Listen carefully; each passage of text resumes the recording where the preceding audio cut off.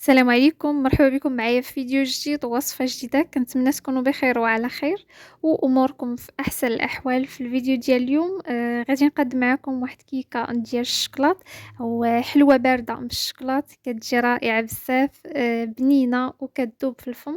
بالنسبة للكيكة غادي نقادوها ببيضة وحدة، كتجي معلكة وخفيفة. إلا ما فيكم ما يقاد الكيك تقدروا تعوضوا بالبسكوي. أنا غادي نقول لكم الطريقة، خليكم معايا ندوزو مباشرة نشوفوا المقادير مع طريقة التحضير. غادي نبداو هنايا بالكيك. غادي ندير بيضة وحدة مع ربع كاس ديال السكر، ربع كاس ديال الزيت النباتية وربع كاس ديال الحليب. انا الحليب ما زدتوش هنايا، لكن نتوما زيدوا في هذه المرحلة هذه، زيدوه مع السوائل. حطيته على جنب، نسيته حتى من بعد غادي تشوفوا معايا انني غادي نزيدو ملعقة كبيرة ديال أملو. فبالنسبة للأملو تقدروا ديروه كيف ما تقدروا تستغناو عليه إلا ما عندكمش. أنا غير بانت ليا أختي كتقاد فيه وأنا نقول بلاتي نديرو، صراحة كيعطي واحد المذاق زوين للكيك.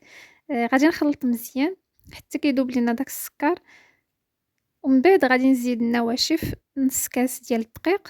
فالعبار عبرت بالكاس ديال العنبة. إلا بغيتو المقادير بالكرا غادي نحطهم لكم في صندوق الوصف. ملعقة صغيرة ديال الكاكاو الأسود فتكون عامرة مزيان، وساشي ديال الخميرة. داك الحليب اللي قلت لكم حطيته على جنب. فحتى كنت كنحرك عاد بان ليا الخليط ثقيل وتفكرت انني ما زدتش الحليب. صافي غادي نخلط مزيان. فكيف ما قلت لكم الا بغيتو ديروا بسكوي بلاصه الكيك فديروا 200 غرام ديال البسكوي. اي نوع ديال البسكوي بغيتو، لكن من الاحسن ديروا ديال الكاكاو، باش هكا تبقاو محافظين على داك، مادام درنا حلوه ديال الشكلاط نبقاو محافظين على داك الطيم ديال الشكلاط. هنايا غادي نزيد ملعقه كبيره ديال الحبيبات ديال الشكلاط او لي بيبيس ديال الشكلاط. وصافي الفران ديالكم كيكون سخون من قبل. في الوقيته فاش كتكونوا كتقادوا الكيكه كتشعلوا عليه، كتسخنوه مزيان وكتنقصوا العافيه. فاش كتبغيو تدخلوا الكيكه ديالكم عافيه متوسطه. كيف ما كطيبوا الكيك العادي ديالكم. ما كياخذش لكم الوقت بزاف، تقريبا واحد 15 دقيقه. صافي انا غادي ندخلها للفران. واحد الحاجه بالنسبه هنايا غادي ناخذ واحد العود.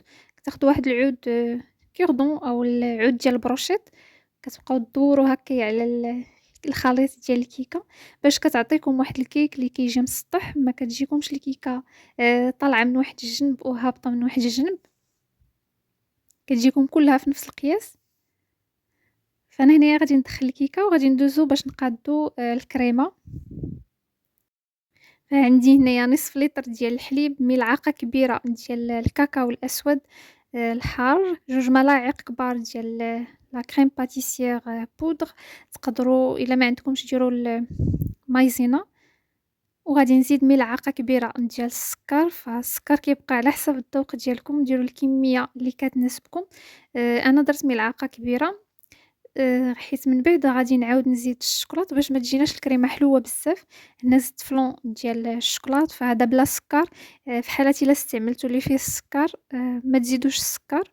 صافي غادي نخلط مزيان وغادي ندير داك الخليط فوق البوطه. كنبقاو كنحركو دائما مع الكريمات بحال هكا، ما توقفوش على التحراك باش ديك الكريمه ما تلصقش وما تحرقش. بالنسبة لدوك الحبيبات هكا اللي كيبانوا لكم راه من بعد غادي تطلقوا، نتوما كتحركوا كيتطلقوا كيعطيكم واحد الخليط بحال هكا. مباشرة من بعد ما كيبان لينا انه بدا كيعقد غادي نزيد 60 غرام ديال الشكلاط. فبالنسبه للشكلاط باش ما درتو شوكولاته اللي تكون مزيانه غادي تعطيكم واحد الكريمه اللي زوينه بزاف من ناحيه المذاق. انا هنايا خلطت بين كالا وبين شوكولا غيش. في حاله الا استعملتو غير كالا تقدروا تزيدوا واحد الياغورت ديال الشوكولاط دانيت مثلا. بعد ما تحيدوا الكريمه ديالكم من فوق الفران، من فوق البوطه كديروا داك الياغورت ديال الشوكولاط. وصافي الكريمه ديالكم كتجي بحال هكا، ما كتجيش ثقيله بزاف. هنايا بالنسبة للكيك قلبته فهاد الجهة هادي هي اللي كانت لتحت.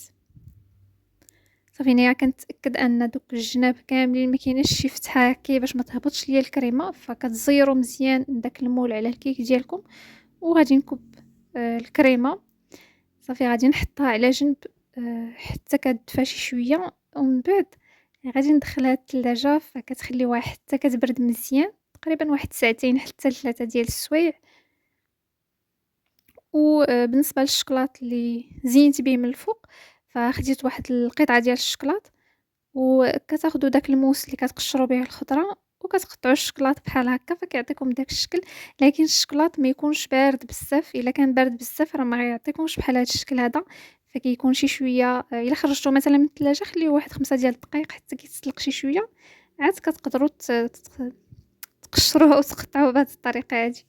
بالنسبة للكيكة من بعد ما بردات، خديت داك الشوكلاط من بعد ما قطعته درتو في المجمد باش كيبقى هكايا بارد مزيان وكيحافظ على الشكل ديالو، وغادي نديرو من فوق الكيك. فما حيدتش المول باش حتى ندير الشوكلاط باش ما يطيحش ليا هكايا من الجناب. فإلا بان ليكم إلا غادي تقولوا أن الشوكولاط ما غاديش يلصق فوق الكريمة، فراه غادي يلصق فاش كتكونوا هكايا فاش تخرجوها من الثلاجة. هذيك المدة اللي كتكون محطوطة فوق الطبلة ديالكم راه دغيا كيذوب داك الشوكولاط وكيلصق فوق الكيك. دوزت هنايا الموس من الجناب باش هكايا نتأكدوا أن ديك الحلوى ما لاصقاش، حيت إلا جيتو هكايا هزيتو المول يقدر طيروا شي جنب ديال الحلوى. باش نتفاداو أننا الحلوى ديالنا تخسر لينا، دوزوا داك الموس من الجناب، عاد من بعد تقدروا تحيدوا المول ديالكم. وهنايا غادي نقطع معكم باش تشوفوها من الداخل.